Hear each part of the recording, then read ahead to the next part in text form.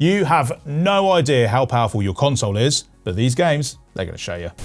Okay team, Henry and I have got a list of some Xbox games that look absolutely stunning and show off what your Xbox Series X, or indeed S, can do. And Henry's going to start off with a game that shows you the entire globe.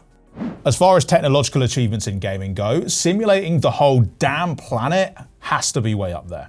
And the level of detail that Microsoft Flight Simulator 2024 does it in is just ridiculous. When you boot the game up and start flying around, you'll be gliding over a world constructed from 1 million square kilometers of satellite imagery, one which incorporates live, real-world weather updates, animal migration, and flight tracking. One which features thousands of painstakingly crafted landmarks and buildings, with more detail being added all the time via world updates. As if copy and pasting Earth wasn't enough, Microsoft Flight Simulator lets you experience it all in crisp 4K on the Xbox Series X. Just be careful when you're flying around, because this game raised the simulator bar so high that you might just bump into it. There are lots of different ways to measure technical performance in games. You've got frame rate, resolution, load times. But have you ever thought of using rats? Well, the first Plague Tale game could render around 5,000 rats at a time, which was pretty impressive, but it's nothing compared to the sequel, A Plague Tale Requiem, which can put over 300,000 rats on a single screen. Not only is that a 60x increase in rat generation, it's also way more rats than you'll find in any other Xbox Game Pass game, or any other game at all. So if rats is the metric that you are using to test your console, definitely check out A Plague Tale Requiem. Oh, and also it is a generally gorgeous third-person adventure with an emotionally charged story, a stunning recreation of 14th century France, and a neat mixture of stealth, puzzle solving, and action. Mostly rats though. Henry was so rat-brained, he forgot to mention that a prequel, Resonance: A Plague Tale Legacy, is set to continue the trend of looking frankly breathtaking when it comes to Game Pass Ultimate on day one in August of this year too. So for more on that and everything else coming to Game Pass, give us a subscribe, why don't ya? Anyway, from the past to the future. There's something really fitting about the fact that Cyberpunk 2077 arrived a bit rough around the edges and then supercharged itself into an absolute technological marvel of a game.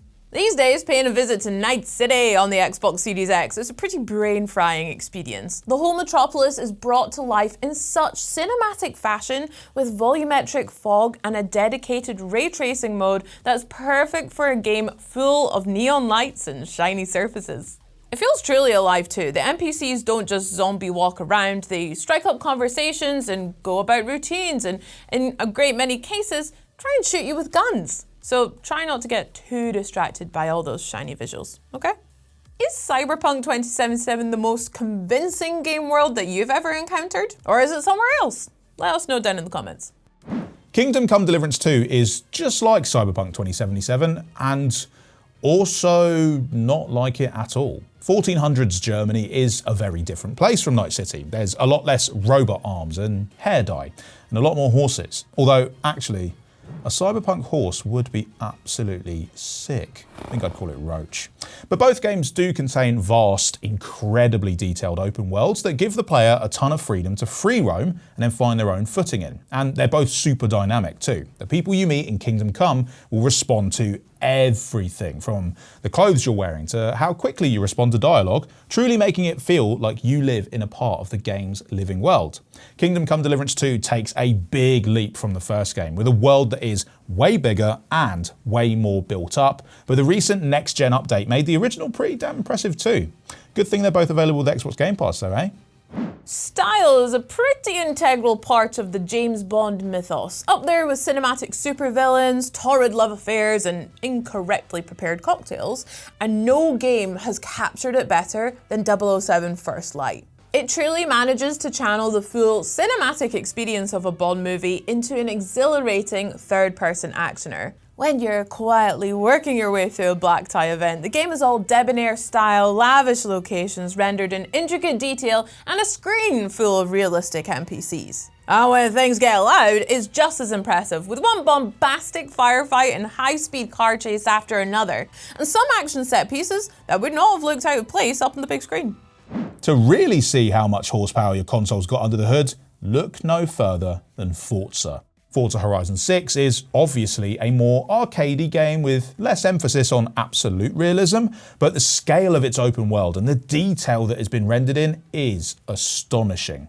By building the game specifically for the 9th console generation, Playground Games are able to introduce all sorts of fancy new tech, like a ray-traced global illumination system that makes everything look beautiful, whether you're racing through the neon-lit streets of Tokyo at night or out in the countryside watching the sun come up in the morning. And with both quality and performance modes on offer, Xbox Series X players can choose between native 4K and a locked-in 60 FPS frame rate. Also, Forza Horizon 6 is filled with these delightful little mascots, which don't really have anything to do with its technical specs, but I mean, look at them. I mean, I get hard stuck in photo mode all the time while playing Forza Horizon 6, just to grab snaps of my favourite parts of the map and my favourite cars, like this Toyota Sports 800 Fanta Edition, which you too can get by grabbing a can of this sponsor's video and claim exclusive in-game rewards. Fanta's cans also feature more of Xbox's biggest franchises just to help celebrate Xbox's 25th anniversary, and they even whipped up a special new flavour called Fanta Crimson Sour Cherry. Now this promotion is limited, so grab them while stocks last, scan the code, and get ready to play.